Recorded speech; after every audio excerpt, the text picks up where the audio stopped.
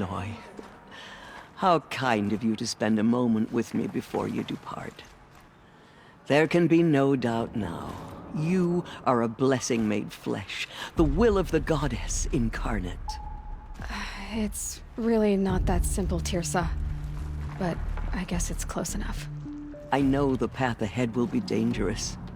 To kill a metal devil sounds impossible, but I believe in you. Thank you. The Nora have suffered terrible losses, Tirsa. What's to become of them now? That will be for the goddess to decide. Only she knows the future.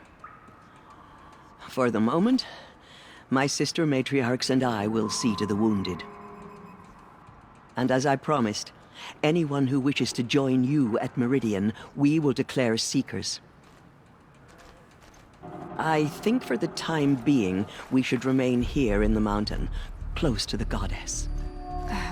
That might be best. If nothing else, it's a defensible position. Tirsa, I want to know Rost's story. Why he was made an outcast. He never told me, said he took an oath of silence. What did he do? Oh. Yes, that. What crime did he commit? I will tell you if you wish. But it is a long story. Are you sure you want to hear it now? Of course I want to hear it. Tell me. Rost never committed any crime. He was an outcast by choice. What? What do you mean? Many years ago, before the derangement, before the Red Raids, a band of murderous outlanders, 12 in number, struck without warning. At Mother's Vigil, they took hostages, and then pressed on, headed for Devil's Thirst. Mother's Vigil? Where's that? You would know it as the Forsaken Village, near the Karja border. But at the time, many families lived there. Ross was one of them. His mate was killed fighting the Outlanders, and his daughter was among those taken hostage. His daughter? What was her name? Alana. She was just 6 years old. Nora Braves couldn't stop 12 Outlanders? Or rescue the hostages? It was quite impossible. We outnumbered them, but every time a Brave came within bowshot, the Outlanders killed a hostage. What did they come here to do? That was never discovered. We couldn't track closely enough to observe them. We know they camped beyond Devil's Thirst for 2 days. There were reports of strange noises. And then, as suddenly as they came, the Outlanders made their way back to the border and disappeared. What happened to Rost's daughter? She was killed? Rost was one of the Braves who tracked the Outlanders, keeping his distance. There were 6 hostages still alive when they reached the border. Alana among them. Rather than release them, the Outlanders slit their throats and left the corpses just across the border, mocking us. Why?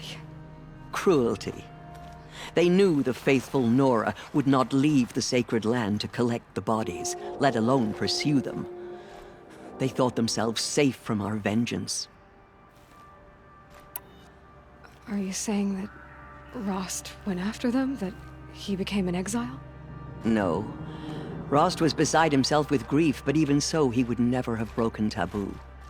Then what did he do? He called upon the most terrible and secret rite of the Nora tribe. He begged to be made a Death Seeker. A Death Seeker? What is that? One who dies to go seeking, and in seeking, brings death to others.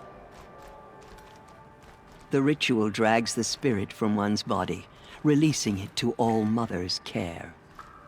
The heart beats, the mind thinks, but the spirit has moved on. I don't understand. Rost went after the Outlanders, but his spirit never left.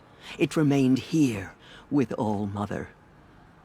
He gathered the bodies of the slain and returned them. And then he set out in pursuit, not as an exile, but a weapon of vengeance. A barbed arrow shot from a bow, never to return.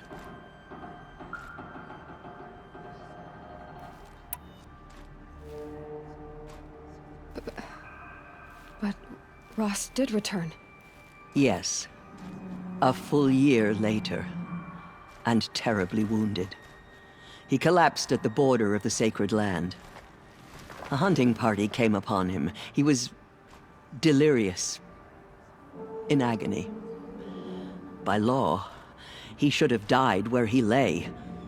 But one of the hunters broke taboo, and reaching across the border, she dragged him to our side. Who was she? A brave who'd lost a mate and 2 sons to the very Outlanders that Rost pursued. So Rost never finished his mission. To the contrary, he killed all 12. Tracked them to disparate places the world over, he said. Meridian, Ban-Ur, the Claim, Utaru Land, further even, into the Forbidden West. The last he killed nearly got the best of him. Wounded, he stumbled and crawled back to us, hoping to die as close to the sacred land as he could. He never expected nor asked to be dragged across the border and nursed back to health. That was done to him, leaving us, the matriarchs, in a difficult position.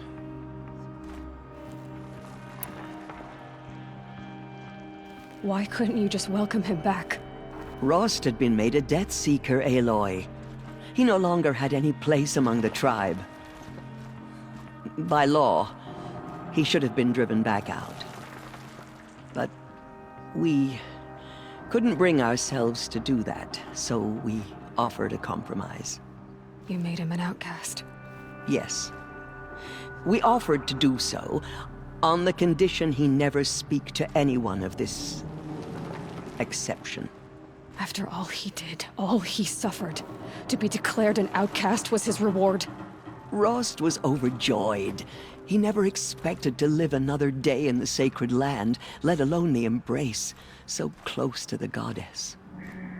He resolved to spend the rest of his days in solitude, and was happy to do so. But then you found me, and gave me to him. Yes. Another compromise. The matriarchs feared you, and would not let you be raised by the tribe. And so we turned to Rost.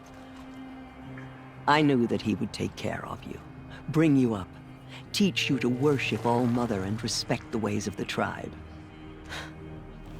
He certainly tried anyway. You took a man who'd lost his daughter and made him raise an infant girl? Doesn't that strike you as callous? I'm inclined to think the course of events has shown the wisdom of our choice.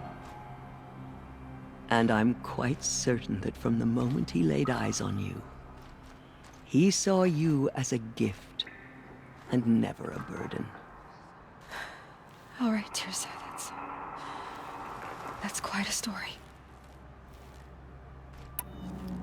It's time for me to move on. I thank you for doing what you could to help me through the years, and for telling me Rost's story. I wish I could have done more, but I am just one woman. As am I. No need to sell ourselves short. Oh, thank you, Aloy. I will pray for you. Okay, I guess it can't hurt. All Mother spoke to her. It's true.